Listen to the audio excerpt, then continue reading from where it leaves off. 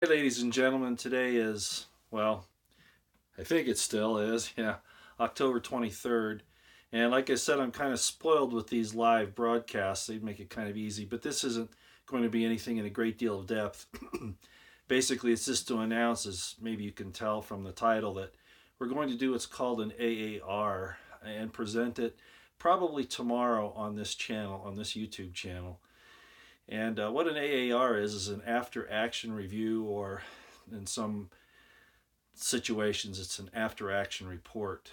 But basically, I want to go over some extremely important things about the Las Vegas shooting. Basically, summing up what we see is really the situation there, what's happened. Hi, Phil. Hi, Brandy. And if I miss somebody when you come in, I'm sorry. At any rate, so this won't, I always say it's not going to be long, but uh, I put out a Periscope today, and you go back and look at that if you want, if you have access to that on Twitter. Uh, but we're going to cover in this AAR a couple of really important things. Hi, Lemon Drop. Jackson, Texas, huh? Lake Jackson, Texas. Okay. And some very important things that really shine a light on what this was all about. Questions about why the shooter stopped shooting has been a big thing. The situation at Hooters, what that was about. Now, I don't pretend to know all the answers, but looking at it from a military viewpoint, I can sure see a lot that's happened here. And so tomorrow, sometime, I'm probably going to video record it, probably in the afternoon, and I'll probably end up uploading it before the evening. So it should be up and for your perusal tomorrow night on this channel. And it will be an AAR, which is an after-action review of the Las Vegas shooting. Okay, it'll be videotaped, so it won't be live. But after the live presentation, we might have a live chat. You know, I might come on to YouTube Live, and we can talk about what we're addressing there.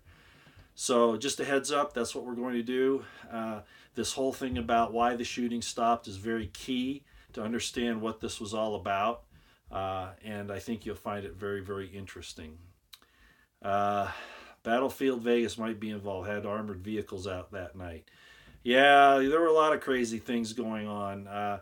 We did find out, for instance, that there was a drill going on.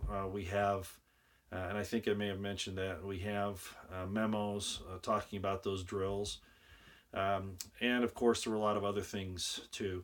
And I don't want to talk about it all tonight. I want to be able to present it tomorrow. Although, like I said, I am probably going to do another Periscope tonight on some of this information as well. But at any rate, so tomorrow evening, hopefully, it'll be up, and then we can have a YouTube live discussion afterwards, possibly. Big important indicators about what this really was. I can tell you something else here too. We've pretty much decided now from the evidence that there were three shooters. Three. Not one, not two, but three. And you might find this very interesting about how we finally confirmed that with our ability to look at the situation and how it evolved. All of the forensic acoustics, for instance, and some of the other videos that came out later.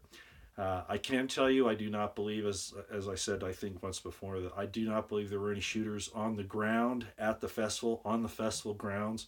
That would have been a mistake tactically, number one.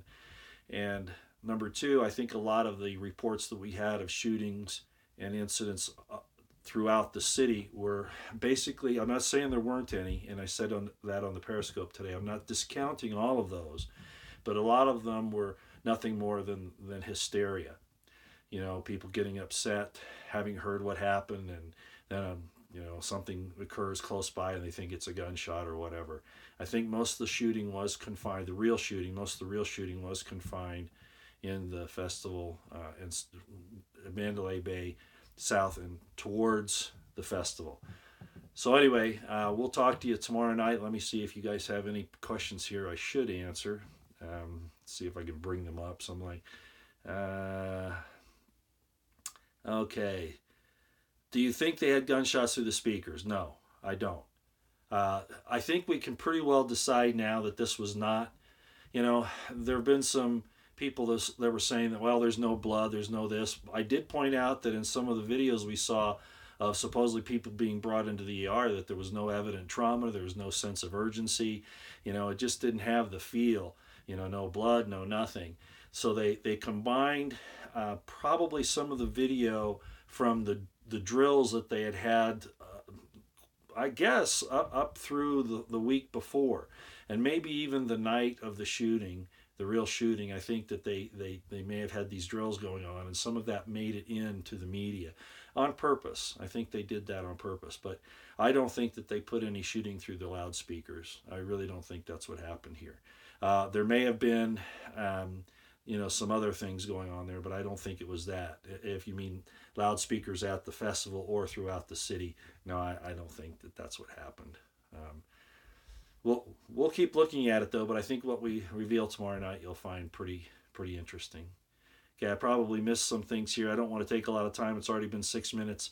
Look for it tomorrow, probably in the evening. Hopefully it'll be uploaded without a whole lot of difficulty, and then maybe we'll have a live stream after that to talk about it. Staging area at Hooters. EMS will not enter an area until it's secure. So there's no wonder. I'm not saying it's a good thing, but that's this protocol. They won't go into an area where the EMS could get hurt, because what's the point? If they become a casualty too, then they're not going to be able to take care of anybody anyway. It's a dangerous situation. So normally you'll see the police secure an area and then allow the emergency medical personnel in after that.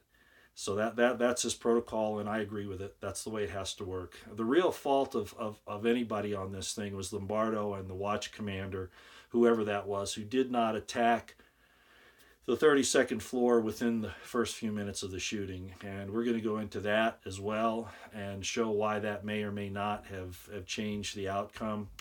But the real key, and I'm going to say it again, and some of you who may have seen the Periscope today will already know this. The real key to this entire thing is why this suspect, this shooter, and I'm not saying it was Paddock, of course, why he didn't keep shooting when he had 23 weapons in that room, if in fact he was shooting from that room at all. And again, we're going to cover that tomorrow. Okay, that's all I wanted to do tonight, just to give you a heads up. And for a little teaser, if you want to, if you've got Periscope, go to the Periscope and look at that, and you'll get on my Twitter account, and you'll get a little taste of what I'm talking about for tomorrow. Okay? All righty. All right. Thanks so much, and we'll see you then, okay? Out here.